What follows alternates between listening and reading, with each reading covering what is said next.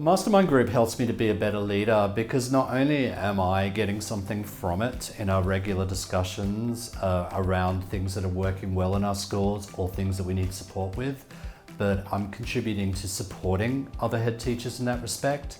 So it's a lovely opportunity to feel like you're putting back in. We've created this little community of heads where we're supporting and challenging each other. So again, it kind of revives my passion for the role.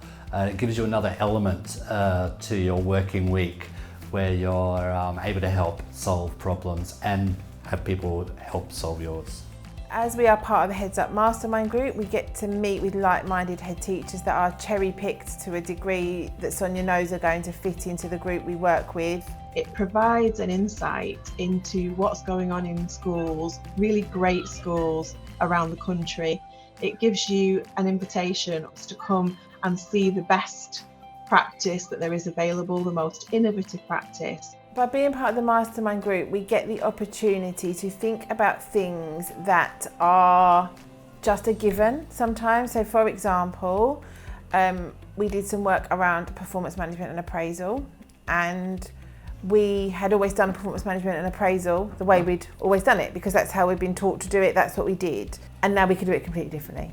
And we wouldn't have done that if we hadn't been part of the group, because again, Sonia makes us think differently, the team make us think differently, and almost give you permission to think outside the box that perhaps you wouldn't do otherwise. Well, after we'd done the initial work around difficult conversations, vision and values and coaching, I then joined a group facilitated by Heads Up, which went to visit outstanding schools around the country actually, mostly in London but some in other places as well.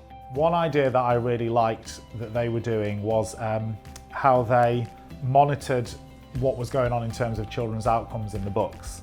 So we saw another way to do that, which was much more collaborative and based on a model of self-evaluation. It provides you with access to a community, a national community, which otherwise you wouldn't have access to. The benefits of site visits to other schools that have recently been made outstanding is, well, A, who doesn't love going and having a nosy look around other schools?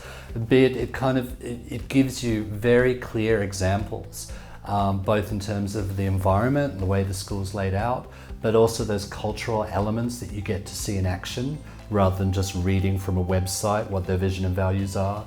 You get to go in and experience it and feel it and what it feels like as a visitor. And then of course you get to hear from the leaders themselves about how they've created that, and you always pick up a couple of really golden nuggets to bring back and put into your own school. I mean, it's been instrumental in helping us to have a regular program of professional development, which all leaders need if you're going to move your school on. And it allows you to work alongside like-minded head teachers and leadership teams, and also some that have a very different perspective. Maybe they're not completely like-minded. So there's lovely moments where your thinking is challenged. And if you're not doing that, then you're not doing school improvement properly.